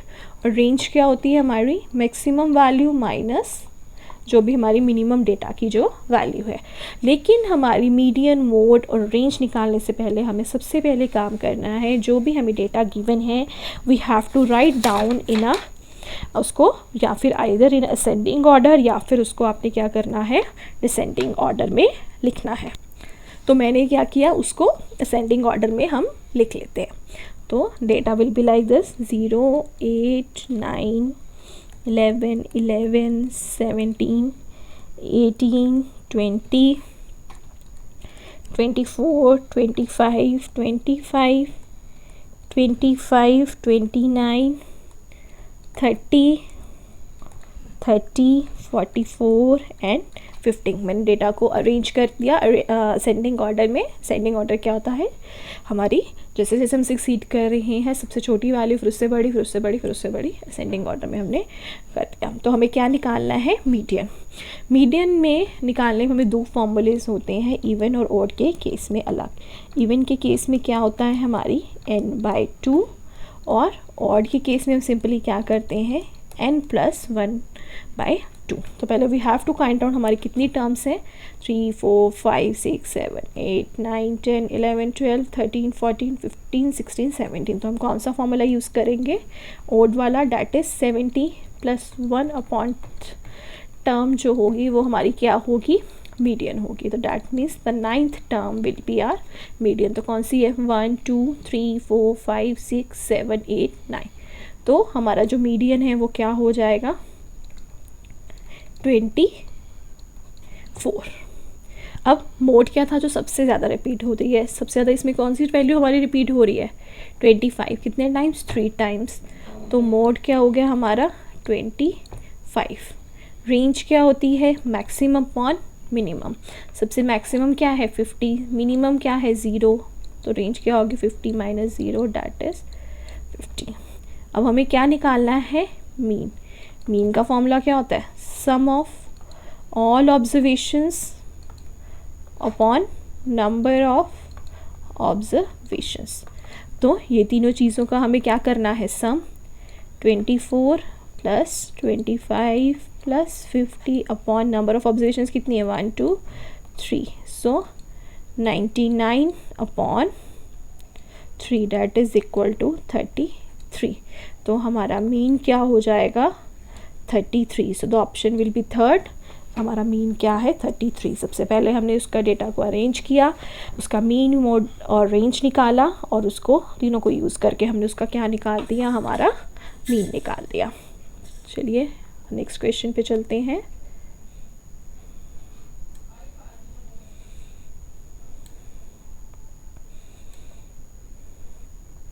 अब हमारे जो नेक्स्ट क्वेश्चंस हैं data related to our pedagogical issues. Pedagogical issues में जनरली आपके हर पेपर में 10 से 12 जो क्वेश्चंस हैं वो हर पेपर में ज़रूर आपके आएंगे, आपके मैथ्स में भी, आपके साइंस में भी। और जनरली बच्चों को यही जहाँ पे हमारी प्रॉब्लम आती है, क्योंकि हमें कई बार एक साथ ऑप्शन हमें लगते हैं कि ये भी ठीक हो सकता है, ये भी ठीक हो सकता है, तो हम इनको डिस्कस कर रहे हैं। अभी इस वीडियो में हमें पेपर वाइज चल रही हूँ। आई विल ट्राई कि मैं अपनी बाकी एक वीडियोस भी बनाऊँ जिसमें सिर्फ हम पेडागोजिकल क्वेश्चंस ही डिस्कस करेंगे, और कुछ मैं वीडियोस में अपने पेडागोजिकल के जो हमारे इंपॉर्टेंट जो टॉपिक्स हैं उनकी मैं वीडियोस भी बनाऊंगी। आप आने वाली मेरी वीडियोस में देखेंगे कि उनके हमें टॉपिक वाइज भी उनके क्वेश्चंस डिस्कस करूंगी, और मिक्सड अप भी मैं सारी वीडियोस के जो क्वेश्चंस हैं उनको डिस्कस करूंगी। चलिए पहले हम इन क्वेश्चन से स्टार्ट करते हैं। The question is the mathematical theorem is, जो हमारी मैथमेटिकल थ्योरम क्या है। अब अगर हम सिंपल बात करें तो आप अपने हर क्लास में मैथमेटिकल थ्योरम्स करते हैं। मैथमेटिकल थ्योरम में एक स्टेटमेंट होती है जिसको हम डिफरेंट उसमें हम क्या करते हैं, एक कंडीशन अपनी स्टेटमेंट लेते हैं, फिर उसका हम एक प्रूफ निकालते हैं। प्रूफ हम कुछ किस पे निकालते हैं, कुछ लॉजिकल कुछ चीज़ें लेके कुछ हम स्टेप्स जो यूज़ करते हैं, लेकिन वो स्टेप क्या है, बेसिकली लॉजिकल एक आर्ग्यूमेंट्स हैं जो कि हम कुछ एग्जाम्स के ऊपर बेस्ड हैं, कुछ बातों के ऊपर बेस्ड जो होते हैं। दैट मीन्स एक थ्योरम हमारी क्या है, एक स्टेटमेंट है, ठीक है, जिसको हम कुछ चीज़ों को यूज़ करके हम उसको क्या किया गया है, प्रूफ किया गया, उसके कुछ हम जो स्टेप्स है, जब हम स्टेप बाय स्टेप उसमें हम चलते हैं। तो अब ये क्या कह रहा है कि एक मैथमेटिकल थ्योरम क्या है, एक स्टेटमेंट है जिसको हमने that has been proven by the logical arguments. ये नहीं कि हम कुछ भी उसमें लिखे जा रहे हैं, कुछ ऐसी, जैसे फॉर एग्जाम्पल अगर मैं बात करूँ, हमारी थ्योरम है we have to, Pythagoras theorems है।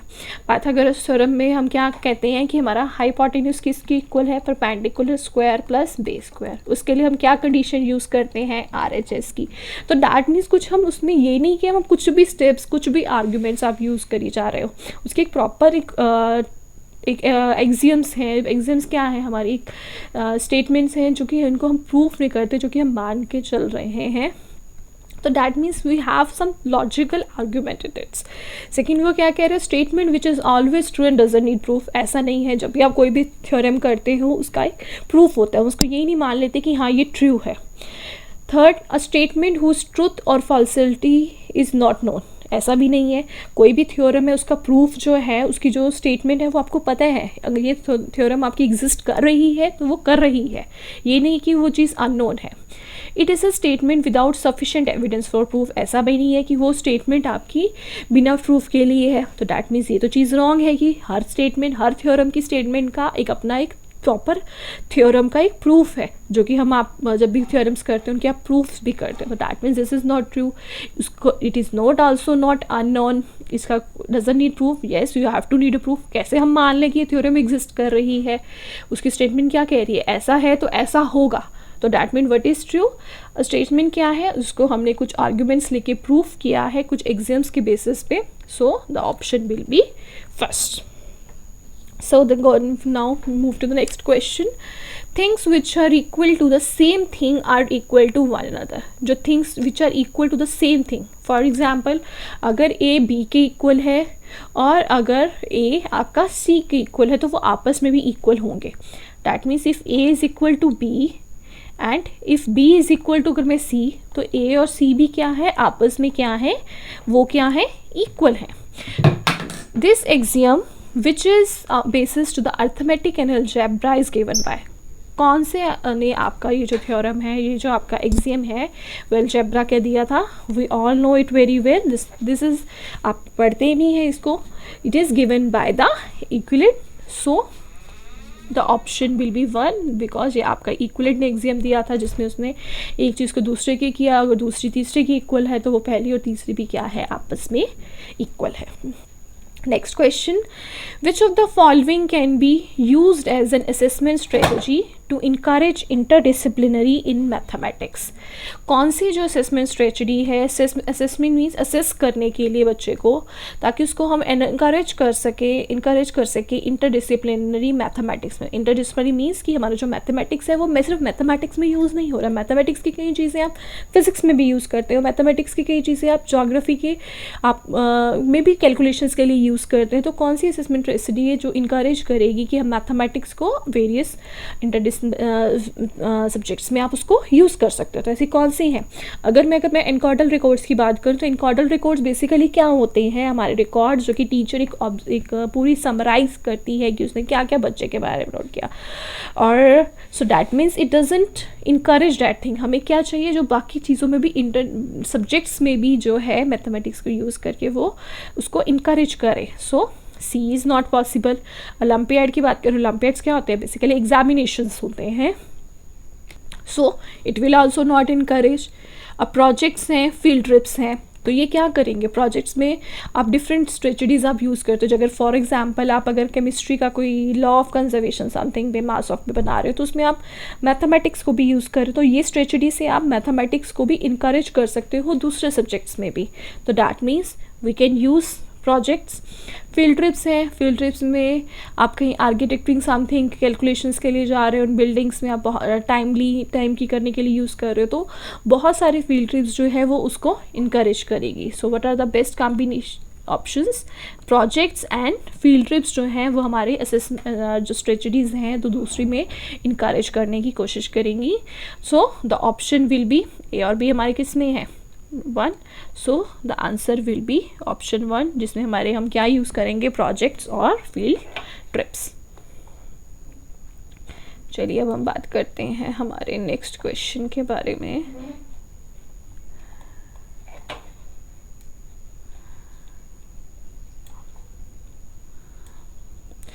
Which method can be used to prove the sum of a two even integer is always even integer? कौन सा मेथड हम यूज़ करेंगे प्रूव करने के लिए कि जो दो इंटीजर्स का जो सम है वो हमेशा क्या होगा, इवन होगा.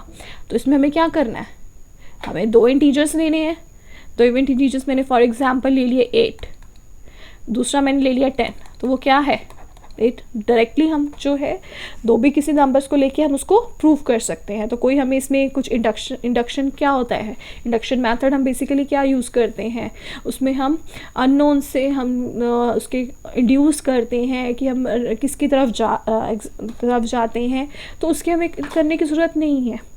कॉन्ट्राडिक्शन है उसको हम ना मान के चले वो भी इसकी भी ज़रूरत नहीं है, वो क्यों कॉन्ट्राडिक्टरी से.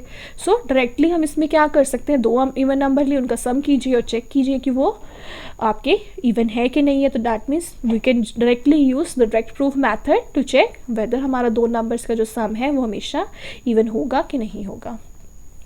विच of the following skills are promoted by the mathematics at the upper primary stage? कौन सी स्किल्स हैं जो प्रमोट करती है मैथमेटिक्स जब आप अपर प्राइमरी क्लासेस में चले जाते हो? तो कौन सी आप स्ट्रेटजीज, कौन से स्किल्स जो आप यूज़ करोगे? विजुअलाइजेशन मीन्स आप किसी भी चीज़ को देख के उसको एनालाइजिंग करोगे, ट्रांसपोजिशन करोगे, देखोगे नंबर्स में ट्रांसपोजिशन करोगे, जनरलाइजेशन किसी रूल को फाइंड आउट कर रहे हो, एस्टिमेटिंग द नंबर्स हैं, आपकी मेमोराइजेशन है। जब आप प्राइमरी स्टेज पे चलेंगे तो आपको हर चीज़ आप खुद उसको उसमें से कंक्लूड कर सकते हो, उसकी एस्टिमेट कर सकते हो, आप उसमें जर्नलाइजिंग करनी आपको आ जाती है। तो आपको मेमोराइजेशन जो है बेसिकली आपको ज़रूरत नहीं है, आपको किसी भी चीज़ की क्रैमिंग करने की ज़रूरत नहीं है, आप हर चीज़ को उसके वैलिड रीजंस को आप खुद जा सकते हो। विजुअलाइजेशन करनी आप सीखोगे, आप ज्योमेट्री कर रहे हो, उसको देख के आप उसमें से कंक्लूजन्स निकालोगे, नंबर्स की ट्रांसपोजिशन, चेंज ऑफ पोजिशंस करके देखोगे कि नंबर्स निकालने आपको आते हैं कि द नंबर्स, अगर मैंने एक 10 डिजिट पे 1 डिजिट पे उसको रिप्लेस किया तो आपके न्यू नंबर्स की वैल्यूज़ क्या, तो ये स्किल्स भी आप अपर प्राइमरी स्टेज पे सीखोगे। सो जो मेमोराइजेशन है उसकी बहुत जो वैल्यू है बिल्कुल सप्रेस्ड हो जाती है, बिकॉज आपको अब इस लेवल पे आके आप क्या करते हो, आप खुद आपका जो एब्स्ट्रक्शन लेवल है वो बहुत इंक्रीज़ हो जाता है। तो आप हर चीज़ का आपको प्रूफ्स पता है, आप हर चीज़ को डिड्यूस कर सकते हो। सो इस लेवल पे आपकी मेमोराइजेशन की कोई प्लेस नहीं रह जाती। जनरलाइज करने, आप रिजल्ट्स को जनरलाइज थ्योरम्स प्रूफ्स करते हो, तो we are concluding to the rules, estimation करना सीखते हो। तो that means we will not include the memorization at the upper primary stage. तो कौन कौन से ऑप्शन हैं? ए, बी, डी और ई। तो कौन सा ऑप्शन जिसमें ए, बी, डी है हमारा? आपका option 1 A, B, D and E. That means memorization की जो आपकी जो वैल्यू कह सकते हैं, जब मेमोराइजेशन की अब बिल्कुल भी ज़रूरत नहीं रह जाती इस लेवल पे आके, आप हर चीज़ अपनी जो है, जो बच्चे जो है इस लेवल पे आके खुद जनरलाइज कर सकते हैं। Next is which of the following task is least likely to develop critical thinking among the students?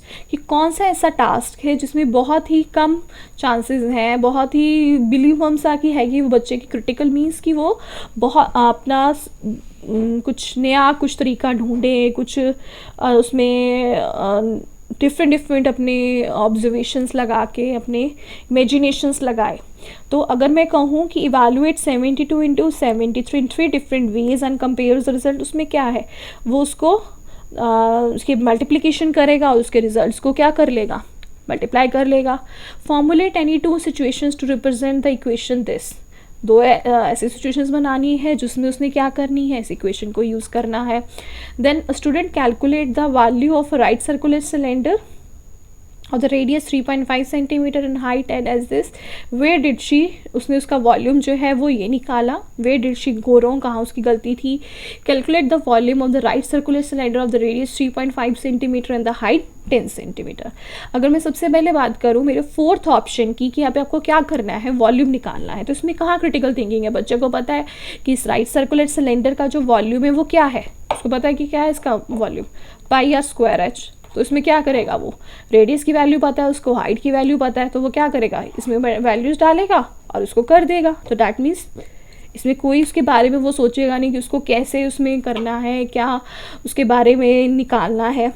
अगर evaluate 70 to 73 in 3 different ways और कंपेयर द रिजल्ट्स, इसमें कुछ नहीं है। बच्चों को इस टाइम लेवल पे आके कैसे उसको निकालनी है, वो एस्टिमेशन भी निकाल सकता है। इसके ऊपर आपके ए इंटू बी है, तो इसमें एसोसिएटिव लॉज किसी भी तरह डिस्ट्रीब्यूटिव लॉ लगा के इनकी वैल्यूज़ निकाल लेगा और रिजल्ट्स कर लेगा कंपेयर में।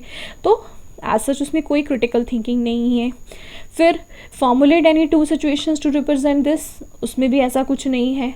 लेकिन यहाँ पे थर्ड अगर मैं देखूँ तो वो क्या कर रहा है, उसमें वॉल्यूम निकाल रहा है, उसने ये है where did she go wrong. तो यहाँ पे वो देखेगा कि और वो सोचेगा कि कहाँ उसने गलती की। सो दिस इज सिचुएशन जो डिपेंड कर रही है जहाँ पे बच्चा अपने थॉट चेक करेगा, अपने देखेगा, पूरी अपना दिमाग लगाएगा कि कहाँ उसने गलती करी है। सो दिस इज़ द सिचुएशन जहाँ पे बच्चा जो है क्रिटिकल थिंकिंग मीन्स पूरे अपने थिंकिंग लेवल्स लगा के पूरी सोच में जाके वो देखेगा कि हाँ कहाँ मैं गलत हूँ। सो the option will be third. Next question,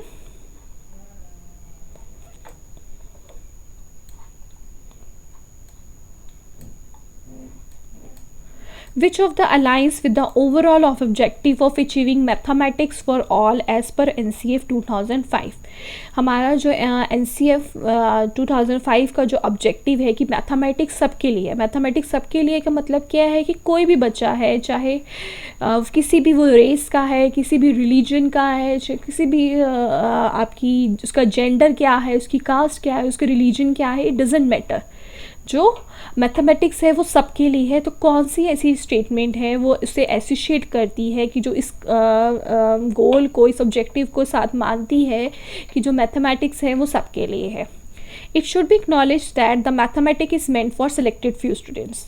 ये क्या कहती है कि मैथमेटिक्स जो है वो फ्यू स्टूडेंट्स के लिए बना हुआ है, लेकिन मैथमेटिक्स फॉर ऑल क्या कहता है कि मैथमेटिक्स सभी के लिए है, चाहे irrespective of its sex, irrespective of its gender, irrespective of its status, उसका इकोनॉमिक स्टेटस क्या है, उसका कलर, उसका रेस, रिलीजन, कुछ भी है, उसके सबके लिए है। तो that means we can't go कि ये जो हमारा ऑब्जेक्टिव, जो हमारी स्टेटमेंट है, हमारे ऑब्जेक्टिव के साथ बिल्कुल भी एग्री नहीं करती। नेक्स्ट क्या कहती है कि the text book should only includes the problem of the average difficulty.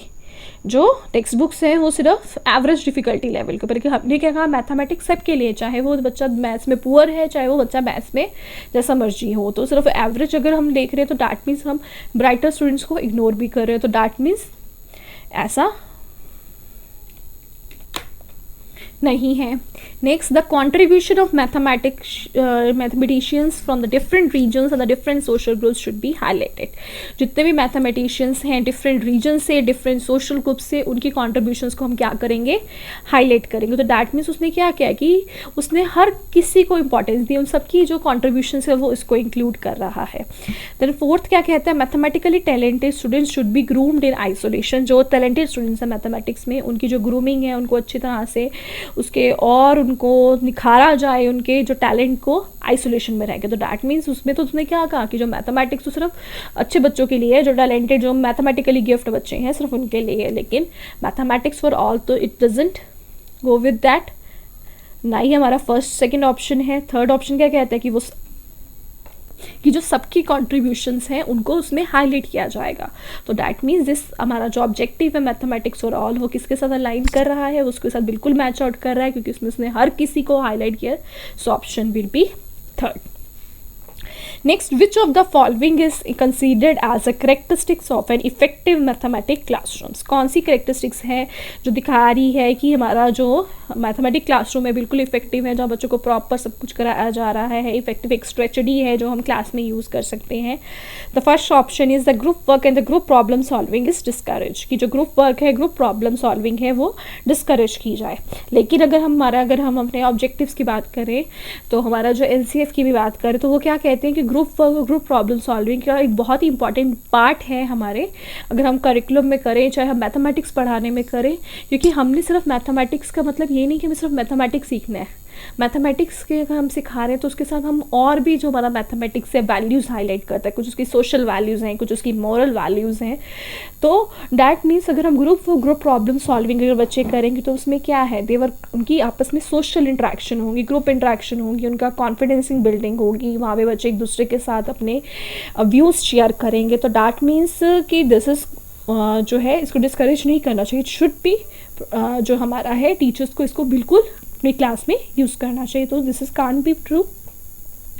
It is emphasised that the mathematic is essentially a considered subject.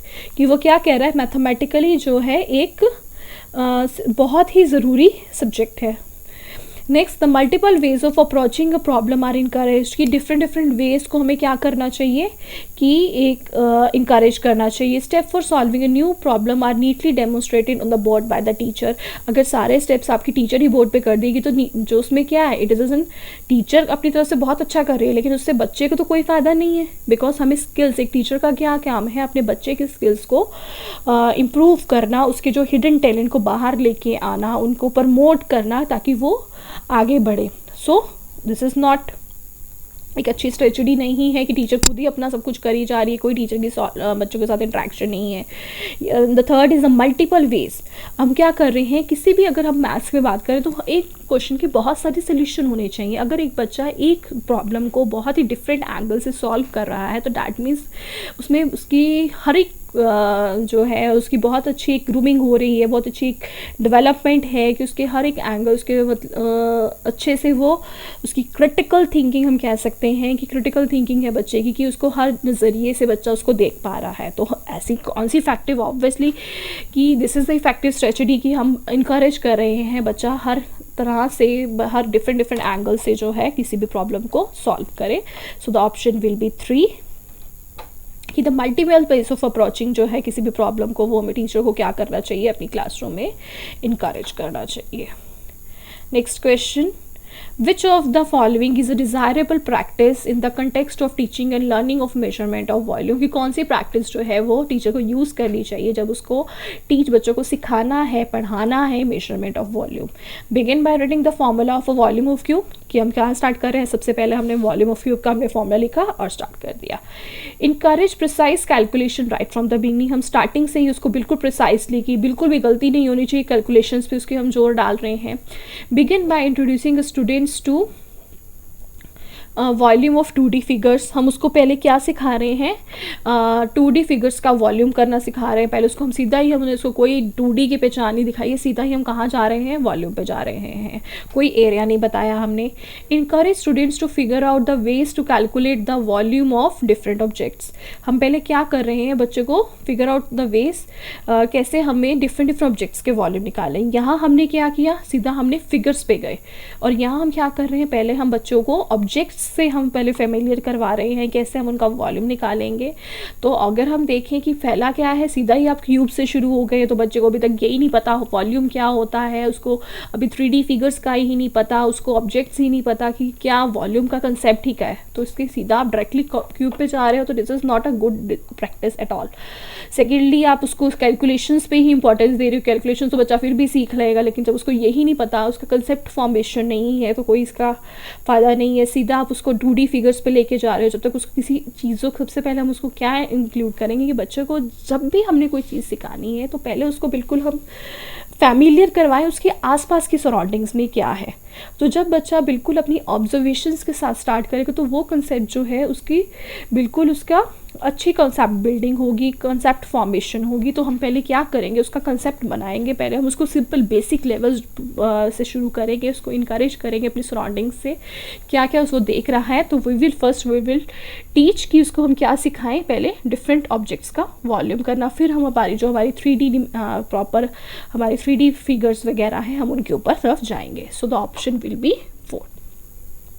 Next, which of the following is not true according to the Piaget view of children understanding of space, कि कौन सी जो है statement है वो true नहीं है पाइगर्स के views के according to the space. Progression of the geometrical ideas follow a definite order, उनका एक प्रॉपर ऑर्डर होना चाहिए।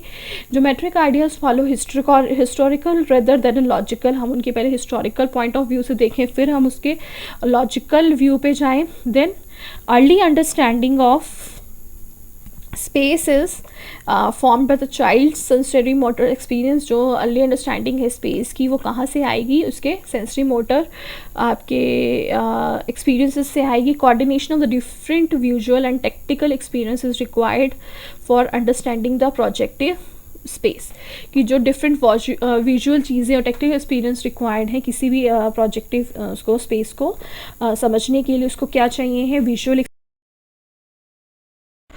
तो उसको एक्सपीरियंसेस, विजुअल टैक्टिल एक्सपीरियंसेस मींस उसको देख के, उसको टच करके, उसको जो एक्सपीरियंसेस है वो भी रिक्वायर्ड, उनकी कोऑर्डिनेशन होनी चाहिए, उससे क्या उसको अंडरस्टैंडिंग आ रही है उस चीज़ों की। तो ये सारी जो ये चीज़ें हमारी पाइगट थ्योरी ये कहती है कि हाँ, कि बच्चा अपनी सेंसरी मोटर एक्सपीरियंसेस के साथ अंडरस्टैंड करता है उसके from the child, from the जो बचपन से ही अपनी इन्वायरमेंट जब वो इधर उधर देखता है, चीज़ों को समझता है, और हर चीज़ का, उन आइडियाज़ का अपने डेफिनेट ऑर्डर के साथ ही, सीक्वेंसिंग के साथ ही वो सारी चीज़ें चलती हैं।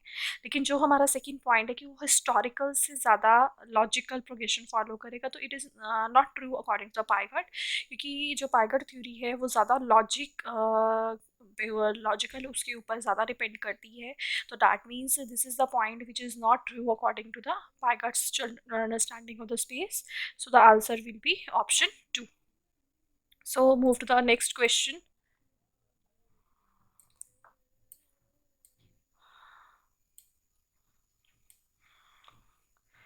So here it is. If this is some expression we have to give, where it is given here, we have to find the value of the x. हमारे x की value क्या होगी? So let's start with this question. Is basically based upon the BODMAS rule here. First of all, we will solve the brackets, and then according to our operations in the division, then multiplication, then addition, then subtraction. So first I will write the expression.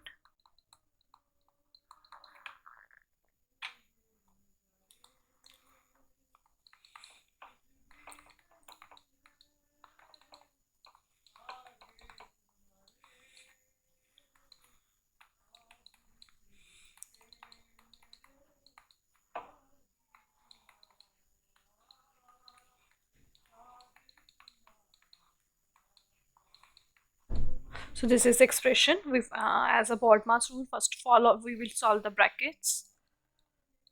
इसको हम अभी भी यही छोड़ देते हैं. a divided by minus b, हमें पता है अगर if a divided by minus b, so the result will be minus a upon b. जो भी result आएगा उसके साथ क्या आएगा? minus sign. So it will be minus 5 minus, इसी तरह से minus a divided by b is minus a by b, so it will be minus of minus 3 minus, इस तरह से यहाँ पे आ जाएगा हमारा माइनस 8 इज इक्वल टू, इसको सॉल्व करते हैं, माइनस 4 प्लस एक्स. पहले हम स्क्वायर ब्रैकेट सॉल्व कर रहे हैं हमारी.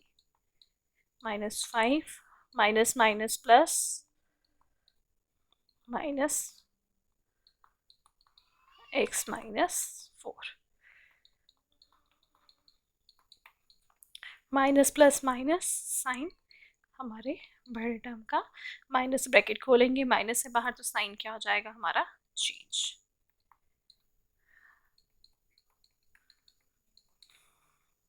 Plus minus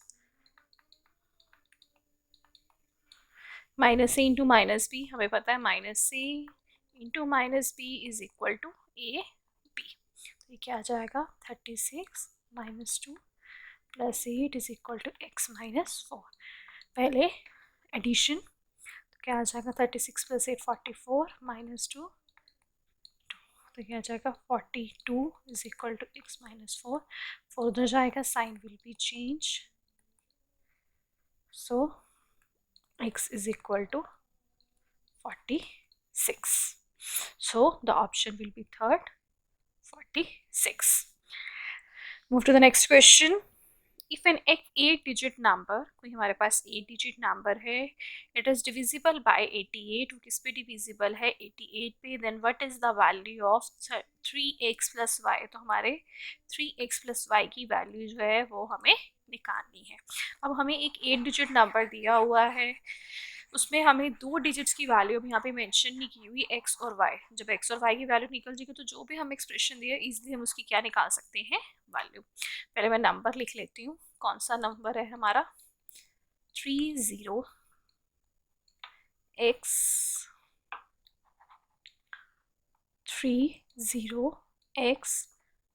086 7y.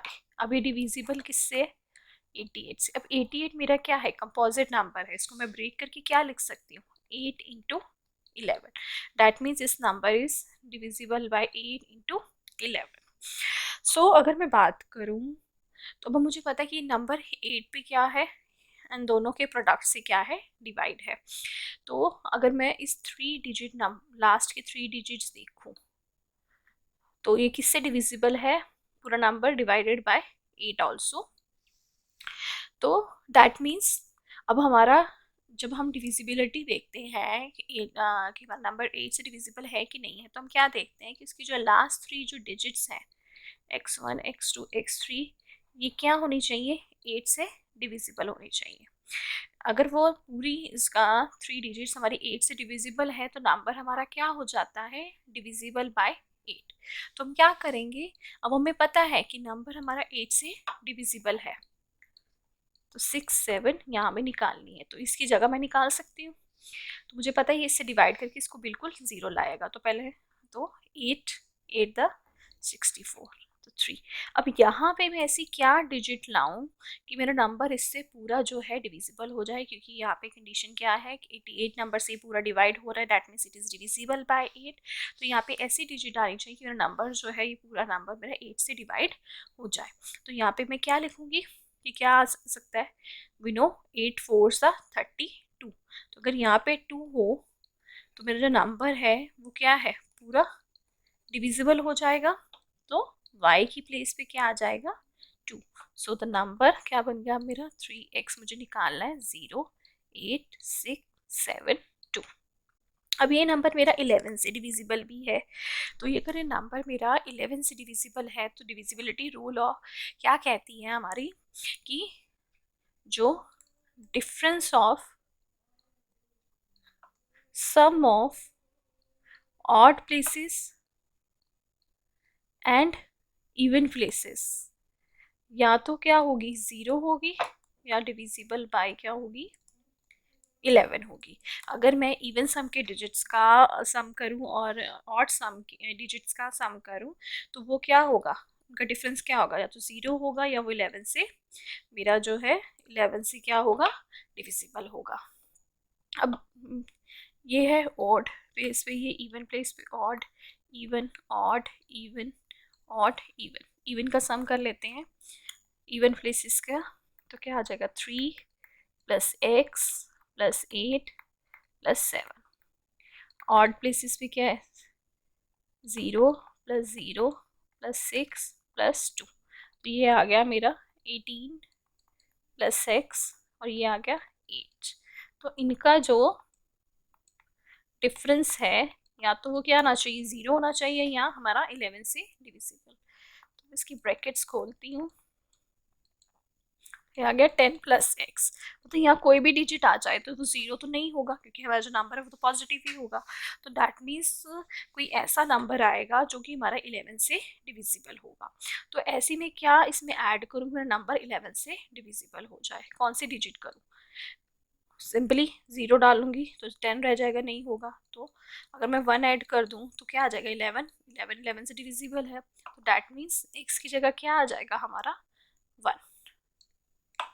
So x is 1।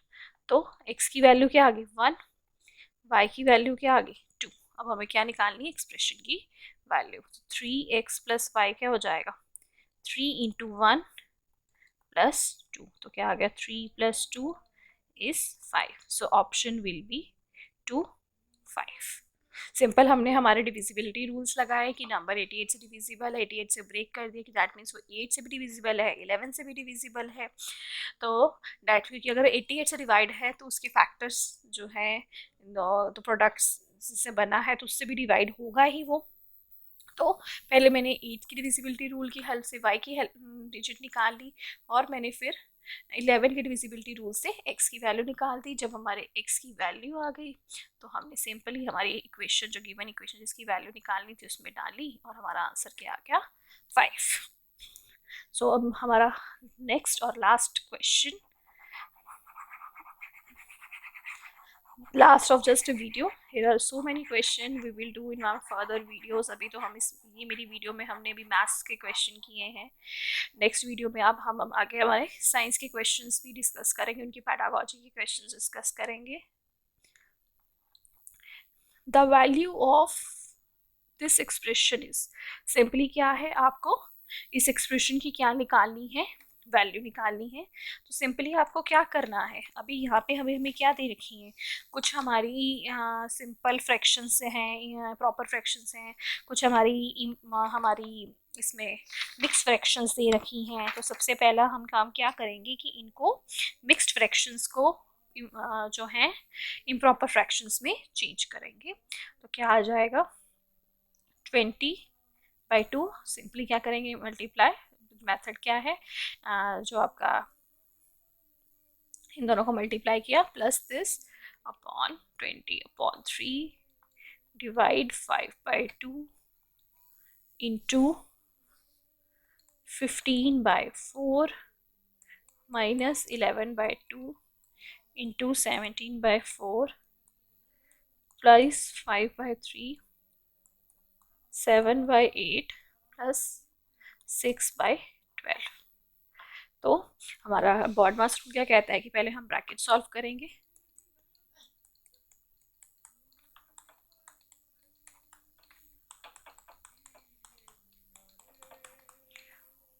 तो क्या आ गया ये 7/8 1/2। तो पहले मैं इस ब्रैकेट को ही सॉल्व कर लेती हूँ। इसका एलसीएम क्या आ गया 8 प्लस 4, तो ये क्या आ गया 5/3 इंटू 11/8 दैट इज 55/24। ठीक है, तो इसकी वैल्यू निकल के इसको मैं सीधा यहाँ पुट कर देती हूँ 20/3 divide 5/2 into 15/4 minus 11/2 into 17/4 plus 54/24। तो पहले अब क्या होगा डिवाइड, हमें पता है जब फ्रैक्शंस डिवाइड होती हैं तो जो हम इसका क्या कर देते हैं मल्टीप्लाई में चेंज होता है तो इसका क्या हो जाता है रेसिप्रोकल।